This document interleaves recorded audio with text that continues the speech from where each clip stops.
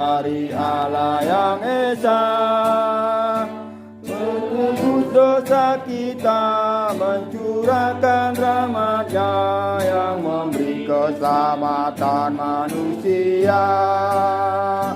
Kabarkan Injilnya ke seluruh dunia, jangan takut dan jangan gentar. Kabarkan Injilnya ke seluruh bangsa, ingatlah amanat agungnya.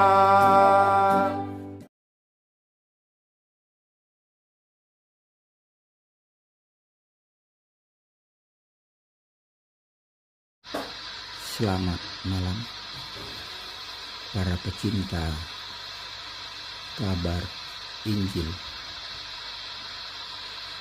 Kita berjumpa kembali pada acara yang sangat memberkati ini, karena di dalam acara ini saya akan membagikan kabar-kabar Injil yang berhubungan dengan kehidupan kita, baik secara pribadi, secara keluarga, secara sosial, maupun kepada Tuhan. Oleh karena itu, ikuti setiap pembahasan yang selalu kita adakan setiap harinya, untuk bisa saling berbagi berkat, menguatkan saudara yang mungkin sedang dalam keadaan lemah, memberikan kekuatan kepada saudara yang mungkin sedang menghadapi masalah, memberikan solusi kepada saudara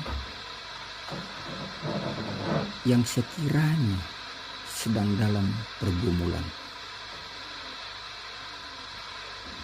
Baik, kita akan langsung saja ke materi pembahasan kita. Kunci kekuatan dan percaya kepada Tuhan dan firman-Nya. Sekali lagi, topik atau tema kita pada malam ini adalah kunci kekuatan, percaya pada Tuhan dan kepada firman-Nya. Di dalam Habakuk pasal yang ketiga ayat yang ke-17, di situ tertulis, sekalipun pohon ara tidak berbunga, pohon anggur tidak berbuah, hasil pohon zaitun mengecewakan, sekalipun ladang-ladang tidak menghasilkan bahan makanan, kambing domba terhalau dari kurungan, dan tidak ada lembu sapi dalam kandang. Ini adalah pernyataan atau statement dari Habakuk.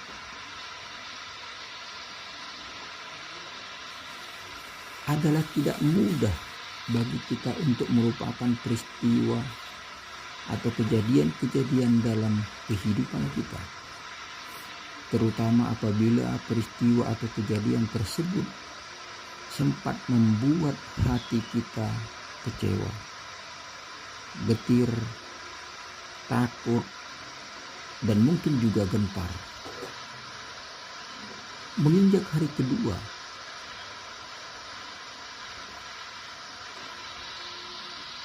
di dalam kehidupan kita, mungkin kita pun tidak tahu lorong-lorong yang akan kita lalui dan jalani, serta peristiwa-peristiwa yang akan kita alami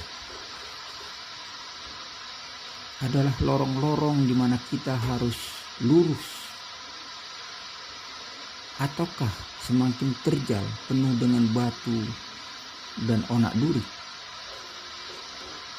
Meski demikian, kita yang memiliki Tuhan Yesus sebagai juru selamat dalam hidup kita tetap dapat mengalami sukacita dan beroleh kekuatan walaupun kenyataan yang ada begitu mencemaskan dan mengkhawatirkan. Oleh sebab kita tahu Tuhan Yesus tidak pernah sekalipun meninggalkan kita. Hal inilah yang juga dialami Habakuk. Ia menghadapi masa-masa sulit dan tidak tahu apa yang akan terjadi. Tetapi ia tetap menguatkan hatinya di dalam Tuhan, sehingga masih dapat berkata, "Aku akan bersorak-sorak di dalam Tuhan, beria-ria di dalam Allah yang menyelamatkan aku. Allah Tuhanku itu kekuatanku. Ia membuat kakiku seperti kaki rusa. Ia membiarkan aku berjejak di bukit-bukitku." Tertulis di dalam Habakuk pasal 3 ayat 18 dan 19. Ada satu rahasia besar yang membuat Habakuk sanggup mengucapkan perkataan-perkataan iman di segala situasi tersebut, yaitu orang yang benar itu akan hidup oleh percayanya. Habakuk menulis itu di dalam Habakuk pasal yang kedua ayat yang keempat. Pertanyaannya, percaya kepada siapa?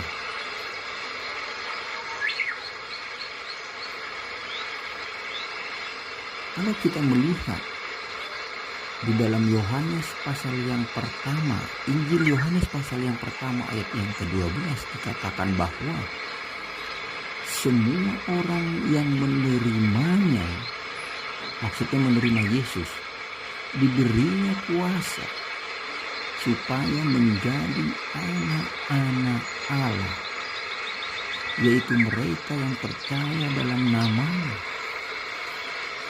Jadi, barang siapa percaya kepada Anak atau kepada Yesus, ia beroleh hidup yang kekal.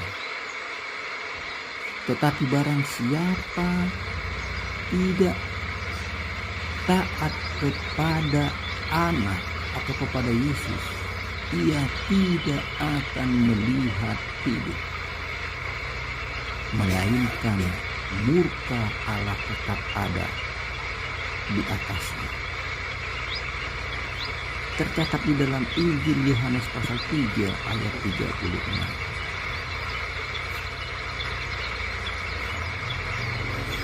Ayat ini sangat menarik jika kita telah sedikit lebih dalam. Nah, kalau kita lihat di bagian B dari ayat yang tadi kita baca, barang siapa percaya kepada Anak, ia beroleh hidup yang kekal. Tetapi barang siapa tidak taat. Jadi step awalnya kita percaya kepada Yesus sebagai Tuhan dan Juru Selamatnya, maka kita beroleh hidup. Ya. Di dalam Efesus pasal yang pertama ayat yang ke-13, di situ berbunyi, ketika kamu percaya, maka Roh Kudus akan masuk memeteraikan hati kita. Dia akan diam di dalam hati kita sebagai jaminan dari semua yang dijanjikan itu. Artinya Roh Kudus yang telah masuk ke dalam hati kita itu merupakan meterai dari Allah Bapa. Itu adalah jaminan dari Allah Bapa bahwa kita mendapat garansi kepastian akan masuk surga ketika kita meninggalkan dunia ini. Namun tidak berhenti sampai di situ. Kalau kita lanjut itu di bagian B. Tetapi barang siapa tidak taat kepada Allah, ia tidak akan melihat hidup. Yang artinya adalah setelah kita percaya, kita harus taat kepada Yesus, kepada Tuhan yang juru selamat kita. Sampai kepada akhirnya.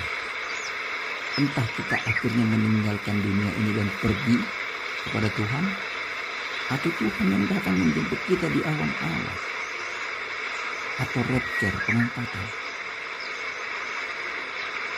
Kata kuncinya adalah kita harus tetap taat dan setia kepadanya. Tetapi jikalau kita di tengah jalan tidak setia, kita meninggalkan iman percaya kita. Yang tadinya kita percaya Yesus lalu kita murtad, meninggalkan iman kita. Maka pada Yohanes 3 ayat 36 bagian B itu, ayat ini berlaku bagi kita. Tetapi barang siapa tidak taat kepada Allah, ia tidak akan melihat hidup, melainkan murka Allah tetap ada di atas. Baik, kita lanjutkan.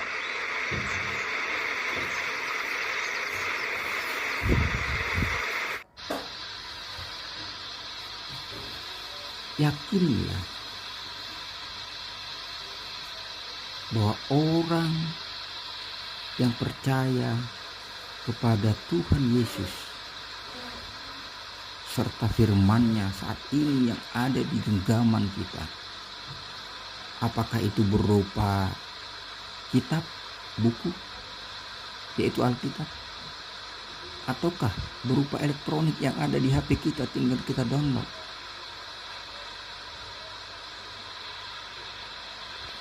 Bukan bukunya yang menyelamatkan kita, bukan HP-nya atau aplikasinya yang menyelamatkan kita, tetapi isi daripada buku atau Alkitab yang kita download, yang berada di ponsel kita. Oleh karena itu, jangan pernah tinggalkan Tuhan dalam situasi dan kondisi apapun.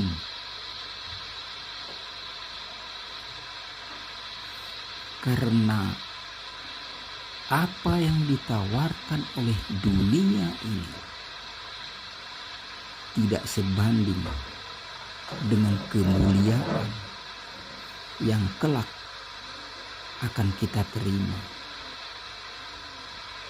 dari Bapa dan Juru Selamat kita, Yesus Kristus, di sorga sana. Kiranya berita Injil yang hari ini kita dengarkan dapat menguatkan kita yang tadinya lemah, kembali dikuatkan untuk tetap setia terhadap Allah